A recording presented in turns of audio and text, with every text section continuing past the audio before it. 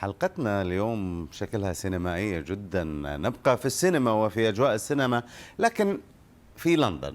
انتهى مهرجان لندن السينمائي، حيث حصد فيلم هيت ذا رود للمخرج الايراني باناهي على جائزة أفضل فيلم، كما حصد فيلم اللبنانية مونيا كوستا برافا على جائزة الجمهور. صباح العربية انفرد هذا البرنامج بلقاء خاص وحصري مع رئيسة المهرجان تريشيا تاتل، التقى بها أحمد العناني وحاورها. فماذا قالت له وماذا سألها؟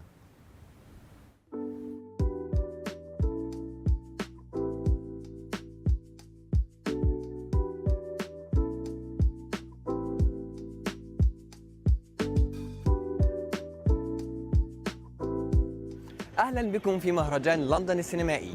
نصحبكم في جولة على البساط الأحمر لنحاور تريشيا تاتل رئيسة المهرجان.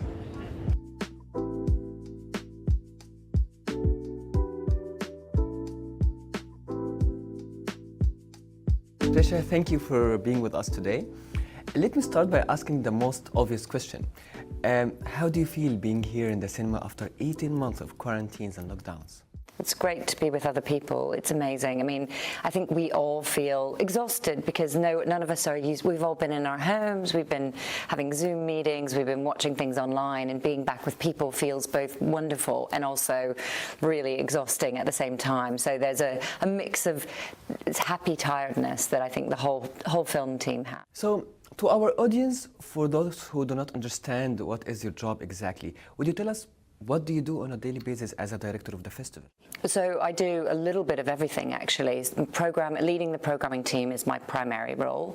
So I work with 4 in-house programmers, and then we have 25 program advisors who work with us, and each of them have a sort of specialty area. It might be artist moving image, or it might be a regional specialism, and they really do lend great expertise to the program. So that's what I do on a program level, but then I also, at the other end, am thinking about what venues we're going to use, whether the budget's working, what the partnerships are. So there's a lot. It's a big job. Trisha, so what are the criteria on which upon you choose the films from the Middle East? Is there a specific checkboxes that you have to go through? What we try to do with every section of the program is present a diversity of voice.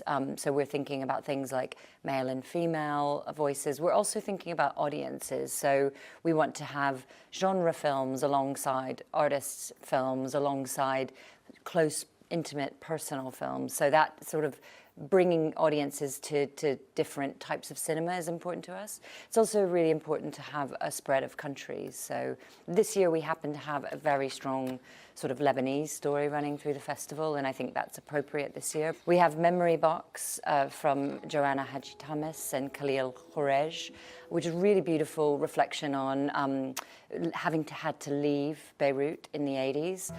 Then we also have something like The Sea Ahead, which is about contemporary Beirut experience and the loss of a city that the central character in the film once knew. I've spoken with a lot of filmmakers, international filmmakers. Some of them made it to the London Film Festival in previous years, some of them didn't this year.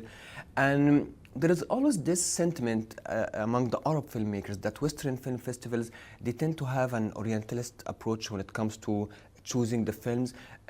Most of these films, let's say, it's what would you call a misery porn films. It has to be about something, about struggle, about loss, about death, which does portray a certain image of the Arabs and worldwide.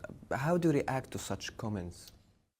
I think, well, I wouldn't want that to be the case, because I think it's really important with each section of the program that we do present a varied selection. I mean, something like The Alleys, I think, is not necessarily a political film in that way. It's more of a sort of audience film, a Jordanian film. This year, I mean, there are more strong films that do have a sort of political subtext, but I think it's important that there are a variety of films. Do you think the political scene in the Middle East affect the selections at, not necessarily at the London Film Festival, but at any other European and international festival? Is it a factor? It could be, because I think festival programmers are always looking for films which resonate, and we're living in a world that feels very turbulent. And so I think those are films that quite often programmers respond to as well too, because they feel like they're tackling urgent social and political issues. So I think, you know, we do want the selection to be very incredibly varied, not just political films, although there are, you know, some urgent political issues that are being explored.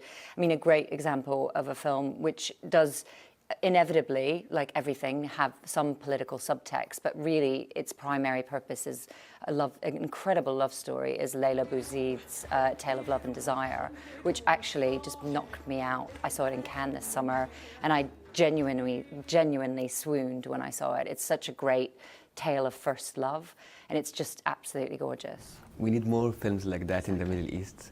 Trisha, thank you very much. You've been an amazing host for us. Oh, thank you. Thank you very much. Thank you.